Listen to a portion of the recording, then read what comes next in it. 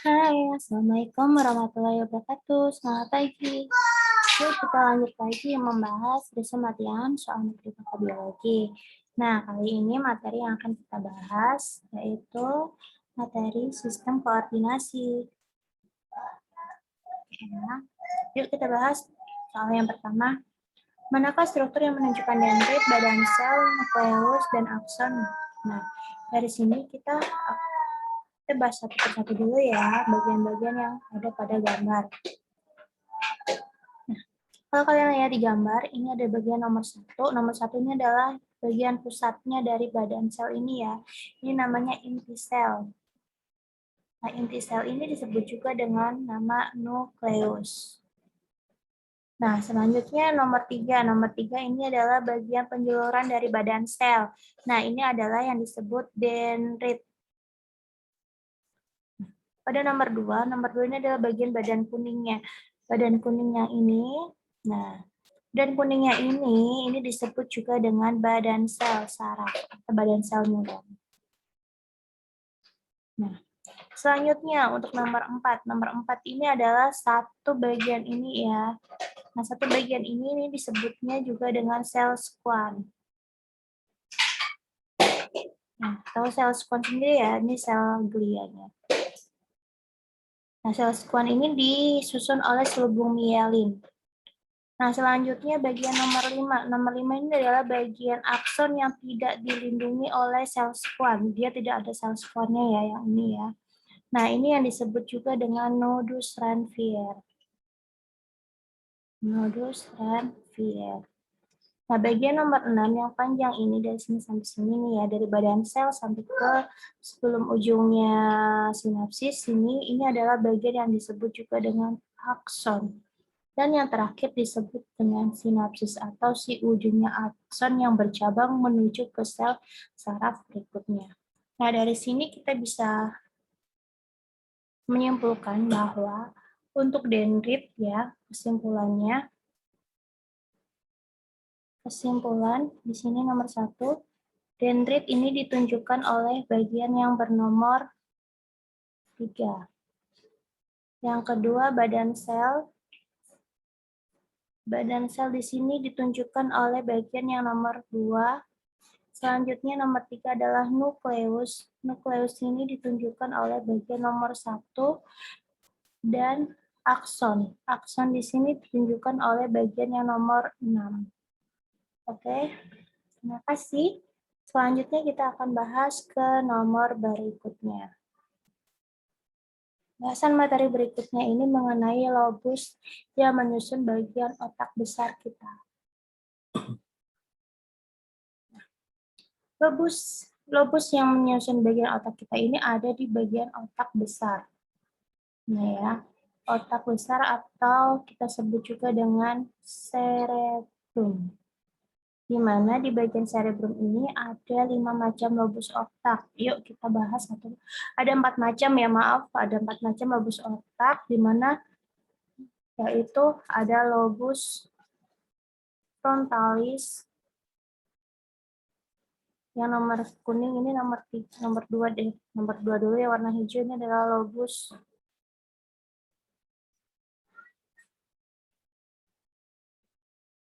ini lobus temporalis. Yang nomor 3 ini adalah lobus parietalis.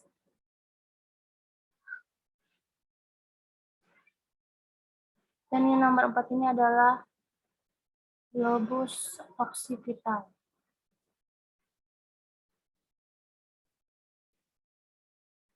Nah, yang nomor 5 ini bukan bagian dari lobus dari otak besar atau cerebrum, melainkan ini adalah otak kecil. Otak kecil kita sebut juga dengan nama cerebrum. Cerebellum. Jadi yang belum ya. Kalau yang besar adalah cerebrum, kalau yang kecil namanya cerebellum. Nah, di sini yang menunjukkan pusat pengelolaan rangsangan suara. Yuk kita bahas satu persatu. Lobus frontalis digunakan untuk berpikir. Sedangkan lobus parietalis digunakan untuk mengecap rasa, mendengar, dan membau. Nah, untuk lobus temporalis di sini untuk mengatur yang namanya respon suara, oksipitalis untuk penglihatan. Jadi, jawabannya adalah untuk pengelolaan rangsangan suara adalah di lobus temporalisnya ini. Yuk kita bahas ke nomor berikutnya. Pembahasan berikutnya mengenai macam-macam dari jenis neuron. Macam-macam jenis neuron. Jenis neuron itu dibagi menjadi 3 ya, Nak, ya. Ada neuron sensoris, neuron konektor, dan neuron motoris. Nah, di sini soalnya menunjukkan bahwa Fitri memberikan respon berupa gerakan. Kan responnya ini berupa gerakan. Responnya berupa gerakan. Berarti respon yang menuju ke respon dari pemberian rangsang cahaya pada matanya. Bagian salap yang berfungsi mengirimkan impuls berupa respon. Nah, berarti ini fungsi dari kalau responnya gerakan. Kalau yang namanya gerakan, bergerak itu kan namanya motor ya. Berarti fungsi dari neuron motorik. Ini adalah neuronnya neuron motorik. Kenapa bisa? Karena neuron sensoris, dia ini lebih dekat ke reseptor. Ya, fungsinya sendiri untuk neuron sensoris adalah dia menerima rangsang dari reseptor.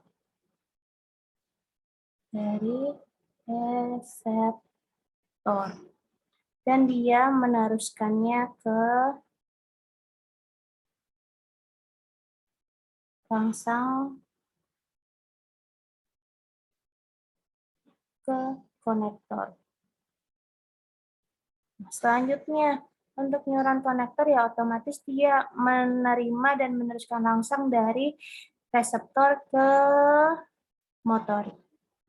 Ya, menerima rangsang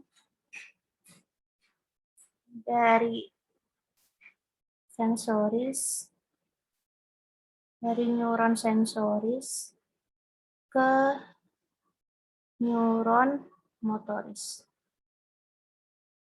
Nah, di neuron motoris dia adalah meneruskan rangsang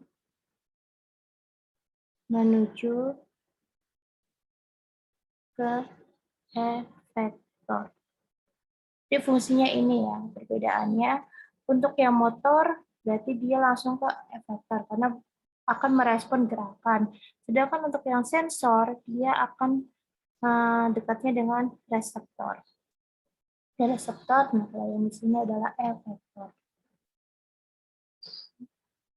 Nah, dari sini saya rasa cukup. Mari kita lanjut ke pembahasan soal berikutnya.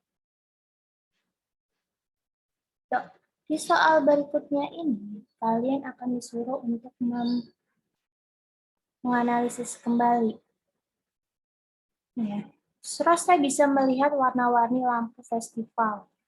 Lampion dengan rangsangan cahaya dari mata rosa akan dibawa oleh saraf. Nah, yang namanya rangsangan cahaya ya. Di sini kan ada yang namanya rangsangan cahaya nih. Nah, ini ada rangsangan dari cahaya. Yang namanya rangsangan cahaya berarti kan dia berpengaruh dari mata atau penglihatan.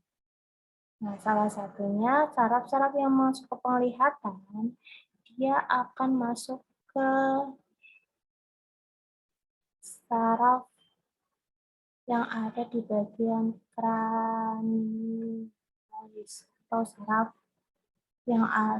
tepi yang ada di kepala. Salah satunya itu yang ditunjukkan pada saraf nomor 2.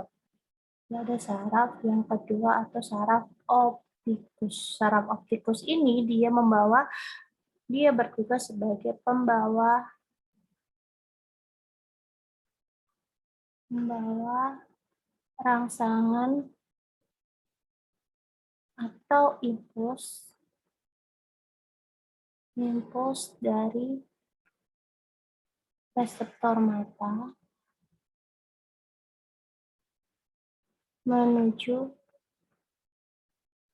ke lobus occipitalis di otak besar.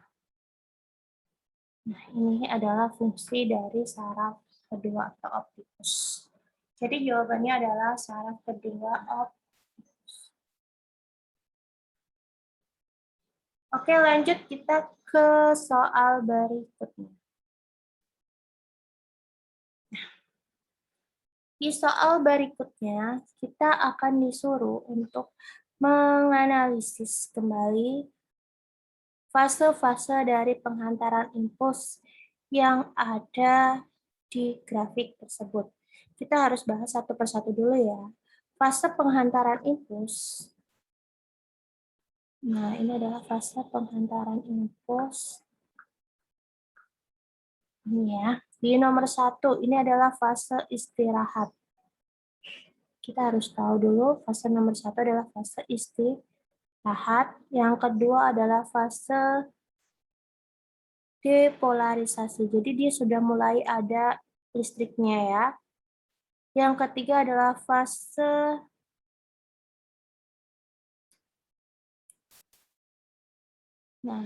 ini yang ketiga ini fase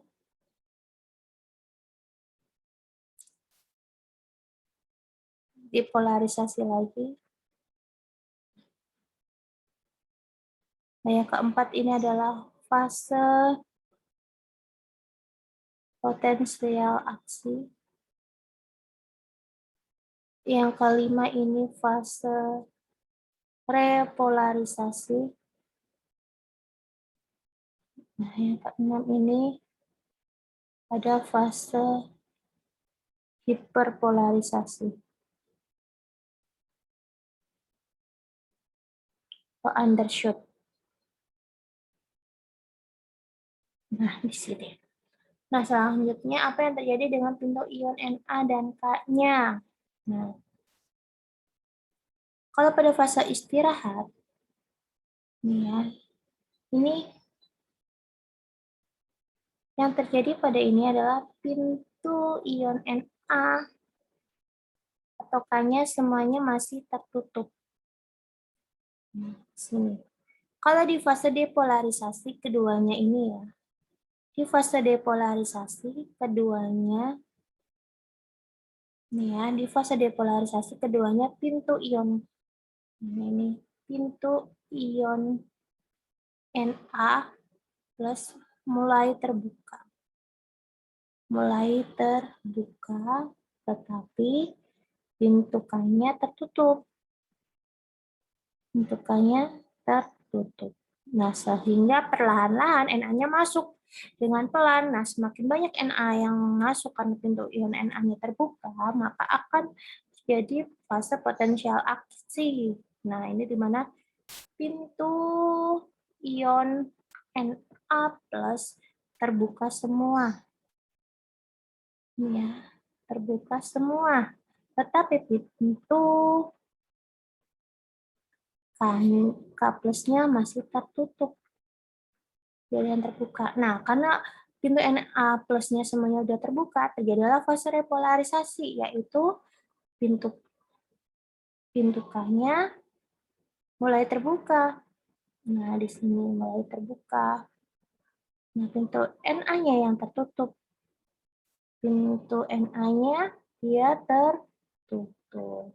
Sehingga Na-nya nggak bisa bergerak, K-nya yang bergerak keluar. Di fase hiperpolarisasi, di sini pintu K plusnya terbuka semua, sehingga kosong di situ. Na-nya tertutup. Itu ya. Jadi itu yang terjadi pada fase penghantaran impuls di sepanjang akson. Yuk kita ke tahap berikutnya, pembahasan soal berikutnya yaitu Nah, mekanisme gerakan refleks. Mekanisme gerakan refleks yaitu pertama berasal dari reseptor, otomatis ya. Reseptor dia akan dihantarkan sensasi ininya ya, sensasi atau si sumber dari impulsnya ini akan diterima oleh si reseptor dan dibawa oleh neuron sensoris. Nah, setelah dibawa oleh neuron sensoris yang berwarna biru ini dia akan masuk ke bagian interneuron atau neuron konektor yang ada di sumsum tulang belakang. Sumsum tulang belakang. Di mana di dalam sumsum tulang belakang ini terdapat yang namanya interneuron. Jadi dia akan langsung dihantarkan melalui interneuron menuju ke mana? Menuju ke neuron motorisnya. Ini yang berwarna merah ini ya. Nah, selanjutnya akan dibawa ke efektor. Dari sini. Dari sinilah ini adalah respon dari gerak refleks. Barulah sebagian yang sudah ada impuls yang ada di neuron ini akan dilanjutkan menuju ke otak. Oke, saya rasa cukup untuk mekanisme gerak refleks. Yuk kita bahas ke soal berikutnya. Yuk kita bahas di soal berikutnya mengenai sistem saraf. Jelaskan maksud dari atau jelaskan apa ini? Jelaskan mengenai sistem saraf tepi tubuh manusia. Ya, yang perlu kalian tahu, sistem saraf tepi manusia. Nah, ini ya, sistem saraf tepi manusia. SST ini dibagi menjadi dua ini berdasarkan arah masuknya ya. Berdasarkan fungsinya aja deh. Fungsi dari sarafnya itu ada yang membawa respon yang kita sadari dan ada juga yang tidak. Ya. Nah, berdasarkan fungsinya SST ini dibagi menjadi dua. Ada yang disebut saraf somatis, berarti dia menuju ke tubuh bagian yang sadar. Nah, ini ada juga yang sifatnya atau fungsinya dia menjadi saraf yang otonom. Tuh ya. Nah, di mana sistem saraf yang somatis ini dia akan menuju ke efektornya. Dia mengandung saraf-saraf motoris. Jenis neuronnya adalah saraf yang motoris atau saya sebut saja neuronnya motoris dan menuju ke mana? Menuju ke otot. Ya. Sedangkan untuk saraf otonom dia gerakannya adalah tidak sadar. Kalau dia gerakannya tidak sadar, berarti dia sifatnya itu dia menuju ke neuron-neuron, ada yang bersifatnya simpatis, dan ada yang bersifat parasimpatis. Nah, kalau ini bukan lagi ke otot, tetapi ke bagian seperti organ dalam tubuh.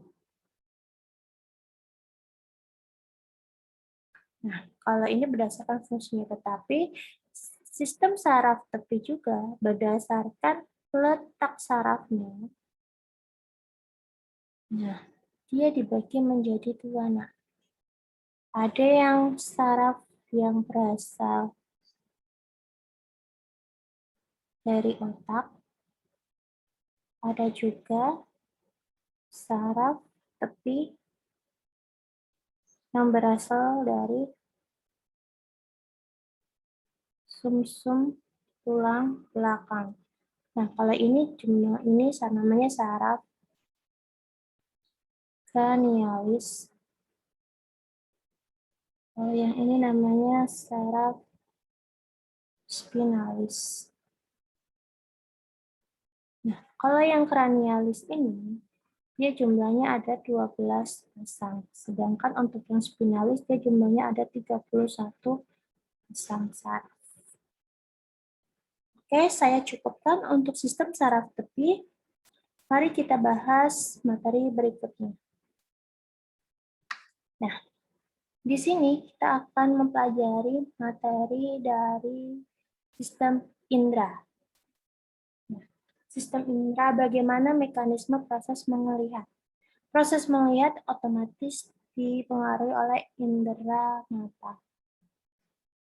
Nah, indera mata ketika ada rangsangan yang namanya cahaya, maka akan ditangkap oleh bagian yang namanya kornea. Kornea lanjut ke pupil, lanjut ke lensa. Ini ya, yang namanya kornea itu yang di sini. Ini namanya kornea. Nomor yang kedua yang pupil, ini nomor 2. Yang ketiga adalah lensa. Ini yang ketiga. Yang keempat adalah bintik kuning. Ini yang keempat ini ya, masih ada di lensanya. Yang kelima adalah retina. 5 retina. Sebelum itu di sini ada yang namanya vitreous humor. Ini aqueous humor. Ini di sini ada aqueous. Dari pupil ke lensa. Dan sini nih ya, ini ada yang namanya aqueous humor. Dan dari sini ini ada vitreous humor. Nah, baru dari retina ini langsung masuk ke simpul saraf sensoris yang dimana dia dibawa oleh saraf optikus yang nomor 2 ya. Saraf optikus nomor 2 dibawa ke cerebrum, lebih tepatnya di lobus occipitalis. Barulah kita bisa melihat. Itu adalah proses dari melihat. Oke, saya rasa cukup. Mari kita lanjutkan ke proses pembahasan berikutnya. Proses pembahasan berikutnya yaitu mekanisme mendengar.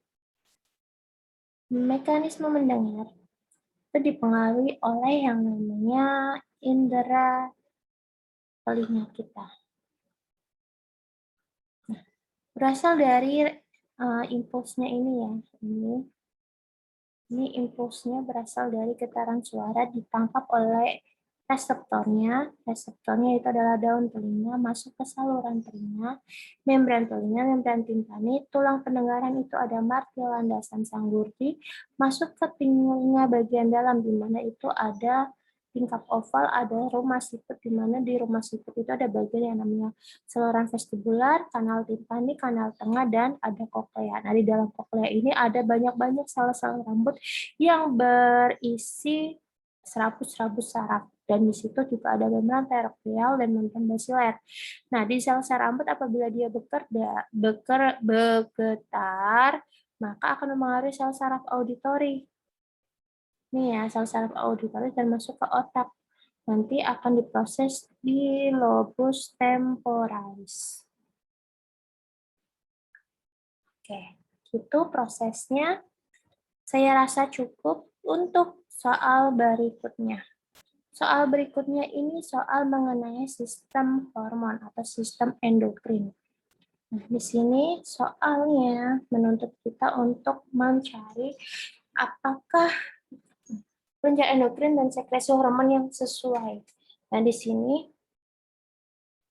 yang namanya kelenjar endokrin itu ada banyak ya, nah, contohnya. Nah, di sini ada kelenjar hipofisis. Kelenjar hipofisis itu dia tidak mensekresikan insulin. Yang mensekresikan insulin ini adalah kelenjar pankreas. Insulin ini disekresikan oleh kelenjar pankreas.